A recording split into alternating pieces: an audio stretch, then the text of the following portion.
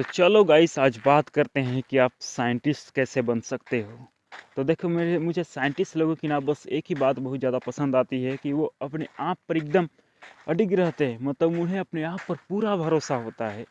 अब वो अपनी जो भी नई थ्योरी बनाते हैं, वो इतने सारे टेस्ट और एक्सपेरिमेंट कर डालते हैं कि उन्हें पूरा भरोसा आ जाता है। और यदि उसको दूसरे साइंटिस्ट ने उसी जो उन्होंने जो एक्सपेरिमेंट किया था दूसरे साइंटिस्ट ने, तो उनके एक्सपेरिमेंट को यदि कोई गलत साबित कर दिया, कोई कॉन्ट्राडिक्शन पैदा कर दिया, तो वो दूसरा साइंटिस्ट जो उसकी इज्जत करने लगता है कि हाँ भाई, तू ही सही था, मैं ही गलत था। क्योंकि साइंस में ट्रुथ चलता है ना, यहाँ पर कोई पाखंडियों का कोई खेल नहीं है। इसलिए यहाँ पर साइंटिफिक एटीट्यूड होना बहुत ज़रूरी है। जब आप साइंटिस्ट बनते हो तो यहाँ पर दूसरे साइंटिस्ट की इज्जत करना तो लाजमी है यहाँ पर। क्योंकि ऐसा नहीं करोगे तो पिला जाओगे। क्योंकि यहाँ पर अहंकार वगैरह कुछ चलता नहीं। तो देखो, यहाँ पर एटीट्यूड होना, एक साइंटिफिक एटीट्यूड होना तो बहुत ज़रूरी है। क्योंकि इसमें आपको अपने ऊपर पूरा भरोसा होना चाहिए कि हाँ, मैं जो नहीं भी कोई थ्योरी बना रहा हूँ, कोई हाइपोथेसिस बना रहा हूँ, तो इसके लिए मुझे क्या वो सारे जो एक्सपेरिमेंट जो वगैरह जो मैंने करे थे वाकई में सही थे, या फिर कोई कॉन्ट्राडिक्शन पैदा नहीं कर रहा था। देखो, आइंस्टीन ने एक बार बोला था कि ऐसा कितना भी एक्सपेरिमेंट कर लूँ, लेकिन फिर वो मेरे थ्योरीज को साबित नहीं कर सकता। चाहे जितना भी मैं चाहूँ तो इन्फानाइट टाइम तक मतलब कि एक्सपेरिमेंट्स वगैरह कर लूँ, टेस्टिंग कर लूँ, फिर भी वो मेरे थ्योरीज को प्रूव नहीं कर सकता। लेकिन एक सिंगल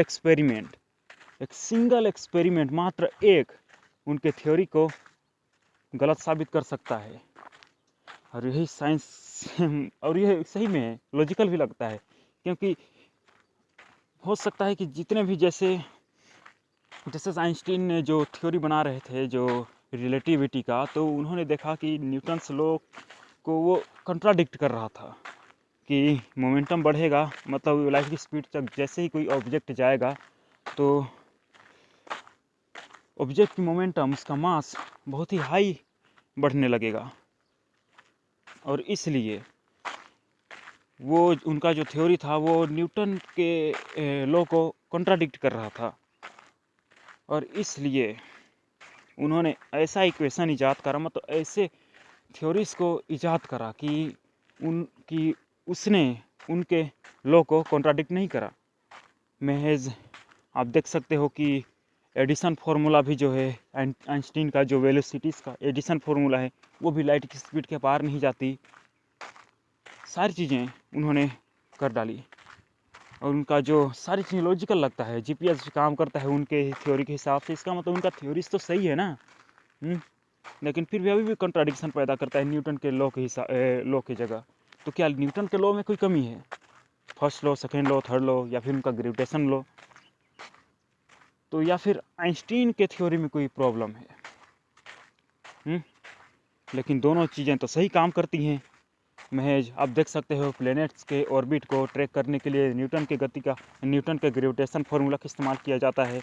और क्या बोलते हैं, जीपीएस में जो टाइम डायलेशन होता है, उतना हाई स्पीड पर जो सैटेलाइट वहाँ पर पृथ्वी कक्षा में ऑर्बिट करते हैं, तो उनका जो टाइम डायलेशन जो होता है, उसमें आइंस्टीन के इक्वेशन का इस्तेमाल किया जाता है। तो यहाँ पर आइंस्टीन का भी एकदम जो इक्वेशन वो काम कर रहा है, न्यूटन का भी सही काम करता है। तो यहाँ पर कमी क्या है?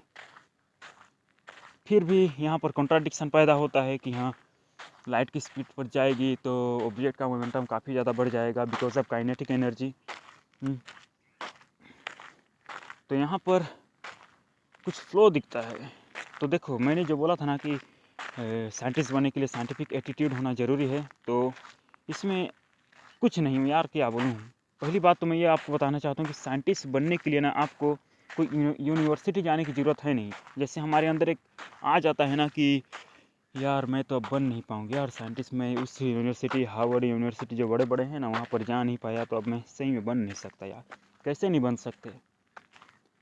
अब यहाँ पर मैं बोल नहीं रहा कि मतलब कि ऐसा कुछ बोल नहीं रहा कि हाँ, अब समझ जाओ यार कि साइंटिस्ट बनने के लिए यूनिवर्सिटी जाना पड़ता है, नहीं जाना पड़ेगा।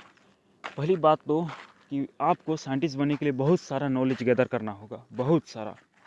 ऑनलाइन पर कई जगह सारी जगहों पर नॉलेजेस अवेलेबल हैं। जैसे आप जैसे एच.सी. वर्मा का देख लो, इतना सारा उनका भी लेक्चर अवेलेबल है। वाल्टर लेविन का भी इतना सारा अवेलेबल है।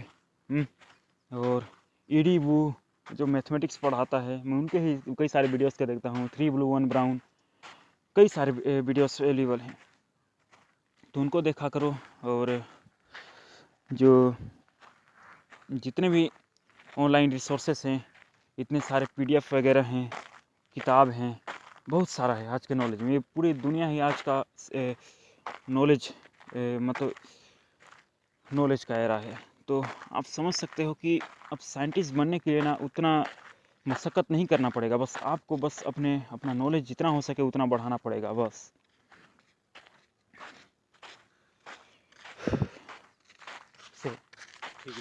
ठीक है ना? तो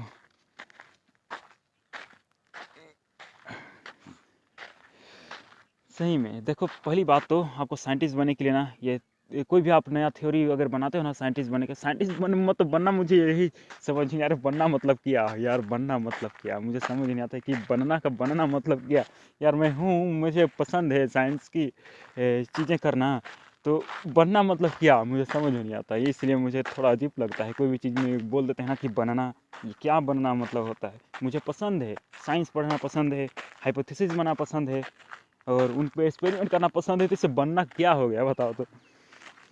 बस साइंटिस्ट नाम दे सकते हो कि हाँ वो काम करता है, तो ये बनना नाम का मुझे आज इसकी समझ नहीं आया। सब बोलते हैं मैं डॉक्टर बनूंगा, इंजीनियर बनूंगा, बनना मतलब होता तो होता क्या है, सही बताओ। यहाँ एक लिमिट आ जाता है कि भाई मैं ये बनूंगा, बस मैं वही कर सकता हूँ, इसके अलावा मैं कुछ कर ही नहीं सकता। ये बनना का बस यही मुझे लगता है। तो साइंस कोई भी आप नया थ्योरी बनाते हो तो इसके लिए आपको ये करना ज़रूरी होता है कि पहली बात तो आप एक हाइपोथेसिस बनाओ, उसके बाद उसको थ्योरी में बदलो, और उसके बाद उसको यदि टेस्ट सब कुछ हो जाए और कोई कंट्राडिक्शन पैदा नहीं कर रहा, वो सारे टेस्टिंग से जितने भी एक्सपेरिमेंट है तो उसको लॉ बना दो। जैसे हाइपोथेसिस में होता क्या है कि आप कोई नया आइडिया बनाते हो, और यदि वो आइडिया यदि उसको कोई एक्सपेरिमेंट करने का कोई माध्यम नहीं दिख रहा, तो उसको हाइपोथेसिस ही रहने देते हैं। जैसे सिमुलेशन थ्योरी को देख लो, इसमें सिमुलेशन हाइपोथेसिस को देख लो, उसमें कोई टेस्ट करने का कोई तरीका है हमारे पास, कोई एक्सपेरिमेंट है नहीं है ना, तो इसलिए वो हाइपोथेसिस के कैटेगरी में आता है। और थ्योरी क्या होता है कि उस पर एक्सपेरिमेंट करने का बहुत सारा माध्यम होता है, बहुत सारे एक्सपेरिमेंट उस पर कर सकते हैं, लेकिन फिर भी उसमें कोई कंक्लूजन पर नहीं निकल पाते कि आखिर ये कर तो हो क्यों रहा है क्या। जैसे स्ट्रिंग थ्योरी को देख लो, थ्योरी आप एवरीथिंग को देख लो, इनमें एक्सपेरिमेंट करने के बहुत सारे वो हैं। जैसे मैथमेटिक्स प्रेडिक्ट करता है कि हाँ स्ट्रिंग थ्योरी हो सकता है, लेकिन टेस्ट में तो कर सकते हैं, लेकिन कोई कंक्लूजन पर नहीं निकल पाते कि हाँ आखिर क्यों है, बस नहीं निकल पाते। और उसके बाद यदि वो जो स्पेसिफिक जो थ्योरी था, यदि वो कोई भी कॉन्ट्राडिक्शन पैदा नहीं कर रहा किसी भी एक्सपेरिमेंट में, तो उसको लॉ बना देते हैं कि हाँ नेचर में ये चीज़ एकदम परमानेंट है, ऐसा ही काम करता है नेचर। इसलिए चलो आज के लिए इतना ही बकबक करते हैं।